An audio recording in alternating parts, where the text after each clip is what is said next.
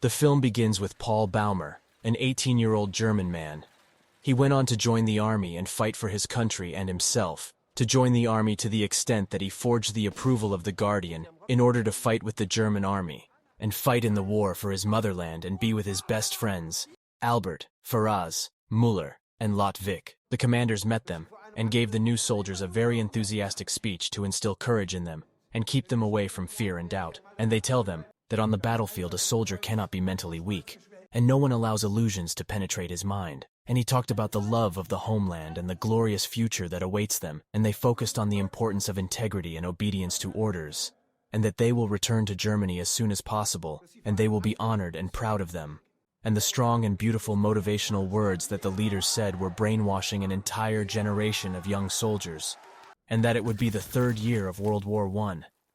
For the first time in the history of warfare, tanks, chemical weapons, gas bombs, and fire cannons were used.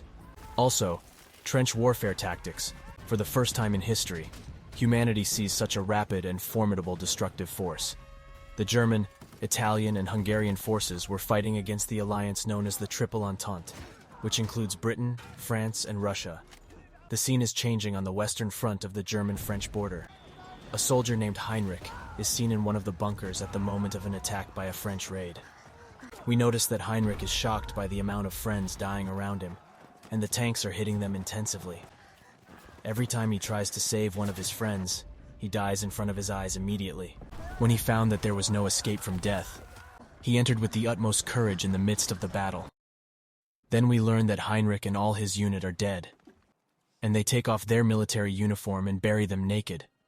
Then we know that they take clothes, wash them, sew them, and return them again.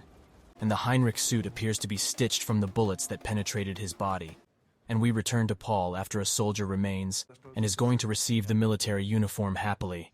They forgot to remove the name of Heinrich from the suit, and the officer cuts the name and throws it simply. Paul and his friends then begin the first military line.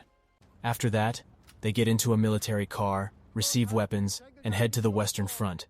But the happiness of Paul and his friends did not last long, and he was shocked by the first mission of his group, which was to evacuate the bodies of 40 dead German soldiers hours ago. Then they go to the point of confrontation. They shoot tear gas bombs at them, wear masks, and quickly hide in trenches. The attack is very strong. Paul Bäumer is more fortunate than his colleagues to meet veteran leader Katczinsky, who was constantly giving Paul advice. And when he saw Paul excited to fight, he was full of energy. He advised him and told him, "Why do you continue to give bones to the dog? Because he will continue to take them without thanks. And if you give your friend authority, you will still raise a monster." Which means that he tells him that no matter what you do, the leaders will prefer to order you and accuse you of negligence. Then they take the first task, which is to get the water out of the trench, and his friend is crying because his hands are frozen from the cold. He told them to put their hands under the belt from time to time. Katczinsky is clearly sympathetic to the little soldiers. Then Paul is watching the battlefield with his friend Albert. They hear the sound afar, and he himself uses the rifle for the first time. And he actually fired a bullet and stood to see what happened. But he gets a bullet in the helmet, and he falls into the trench terrified. Katczinsky came and told them, "When you hit a bullet, you have to move 10 meters later, because the enemy will see the flash of the gun, and they will take a second position to guard." But suddenly the French army fired on the trenches, and all the soldiers began to enter the bunkers, and Ludwig began to cry in fear and wanted to go home. When the firing came, the soldiers stood up and were reassured. But an officer named Tjaden told them to be ready, for after the artillery, there would be a strong attack from the infantry after a few minutes, and that a soldier was shaking off from terror and fled from the bunker to the outside and died immediately by an artillery shell. At the same time, the dirt bunker began to crumble over them, and Paul wakes up to find all the bunkers and trenches collapsed. He was horrified when he saw the condition of the soldiers in the trenches, because no matter how young they are, they don't have any fighting skills. They did not train well due to lack of time, and were sent directly to the battlefield.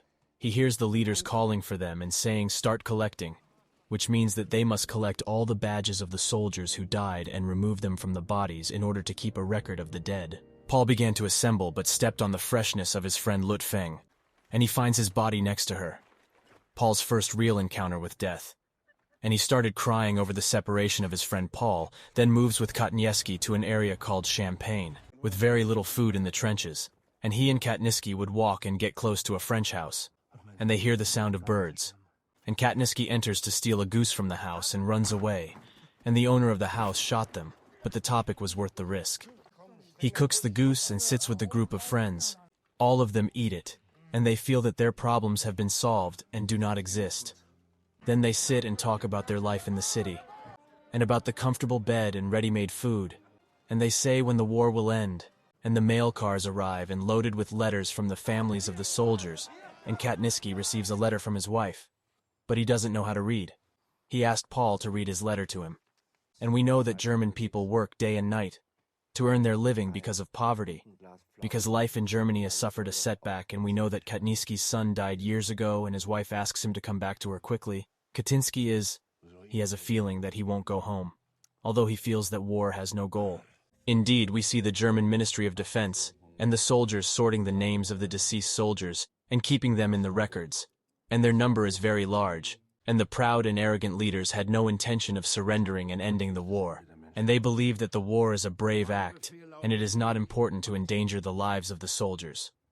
Paul and his friends are ordered to search for the soldiers, and after searching they find all the soldiers dead in a warehouse. Then General Foch, the supreme commander of the coalition forces, takes the daily report from Major Skov, and it is clear that the number of soldiers is decreasing because of the war, and then they demand to stop the war. However, Foch told Skov that he had sent a delegation by train to the Compiègne region, led by Matthias, to enter into a truce with the French.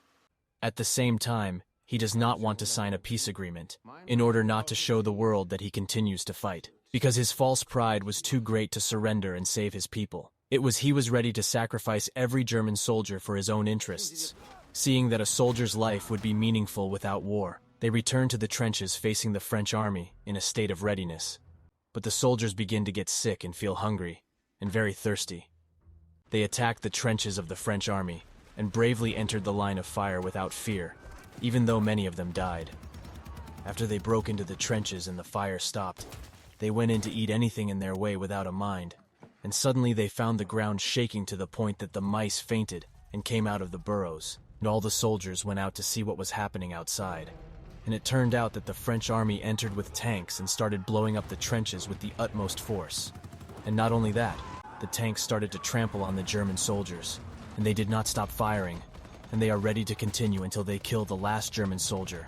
Paul and Katczinsky managed to blow up 2 tanks with bombs, and then look behind them and see the French infantry burning their colleagues while they are awake. This killed the morale of the Germans, and they started to return to their position, but a bomb will come down nearby and lose consciousness in the middle of the battlefield.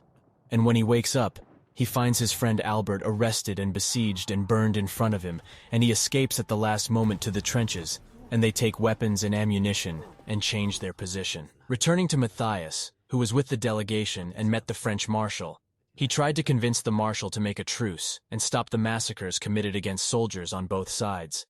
But the marshal strongly refused and told him there was no verbal truce, and you must write a formal signed request, and Matthias began to beg the marshal.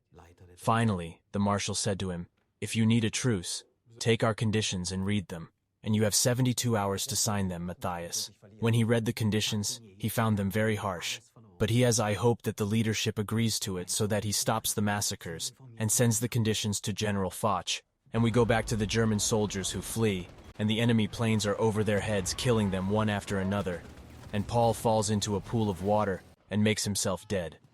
When the soldiers went, he found himself with a French soldier and killed him without mercy, and the soldier kept begging him. Paul tried to get out of the pond, but he could not because of the attack, and unfortunately the French soldier did not die, and with every sound Paul was suffering and in pain, and he looked at the soldier and asked himself, "Why did you do that?" He killed an unarmed soldier and finally understood that war was aimless, because it was just a show of power between nations, and he saw no reason to kill an innocent man, and meet him for the first time in his life. And Paul felt that the war is meaningless, and returned to the soldier and tried to save his life, and is desperate and regretful after it was too late, and take out the soldier's belongings, and knows that he has a wife and children, and that he is just a mercenary working as a printing worker, and fighting for money to spend on his family, and bend him Paul, and sleep on the chest of the French soldier until the fighting stopped, and Benru to General Foch and Bacon, sitting on a luxury trip with Major Skov. They spoke of the war, and said that he had received Matthias's letter, and sent him the reply. Indeed, when Fitch's letter reached Matthias before the deadline expired, he asked him to sign unconditionally, because the Tsar would be impeached. He told the marshal what had happened. But the Marshal Matthias became angry, and had to sign the armistice at his own risk, after which Paul was returning to the camp, and found all the soldiers celebrating the truce, looking for his colleagues everywhere, seeing Tjaden in the field clinic, and finding his leg seriously injured. And he learned from him that all his friends died except Katczinsky, and Paul goes out looking for Katczinsky, and he finds him choking when eating and hugging each other. And we go back to General Foch, that he is angry that the people are celebrating the truce, and because Matthias did not obey his orders, and that Katczinsky and Paul are happy that the war is over, and Katczinsky is the Paul that they are going to steal a goose from the same country house. But this time Paul enters, and before he does anything, he finds the son of the owner of the house standing behind him and locks the door on Paul and locks him in the barn. But Paul was able to get out of the barn, but the owner of the house shot him and they moved away a distance. But it turned out that Paul stole an egg. It broke in his pocket. Then Katczinsky went to the bathroom but found the farmer's son-child standing behind him with a gun, hearing the sound of bullets coming from the forest. It turns out that the child shot him in a very absurd scene, the man who survived the fiercest battles in history. He couldn't stand the hatred inherited by a small child. Unfortunately, the leaders were able to sow revenge and hatred within the people, and Paul carries his friend on his back and delivers him to the clinic, but he dies there. And Commander Foch decided to break the truce and attack the La Terre area before the peace treaty is fully activated, before 11 o'clock in the morning, and standing and addressing the soldiers, and told them here is La Terre's cheek, and the war ends. And indeed the soldiers are heading and being there before 11 o'clock, and attacked the area, and the clash with the French began there. Paul Bäumer is among the soldiers, brutally killed, clashed with a French soldier, beat each other without weapons, and Paul was killed without mercy. Then I am surprised by another French soldier who is going to attack a new young recruit, and tries to save him, but a French soldier attacks him, and Paul dies without a goal. Then we see the young soldier collecting badges from the dead soldiers, and he reaches Paul's body, and takes the handkerchief as a memory and tribute to his death. And this is the end of the video. Do not forget to subscribe to the channel and support us with like and suggest a movie you would like to recap it.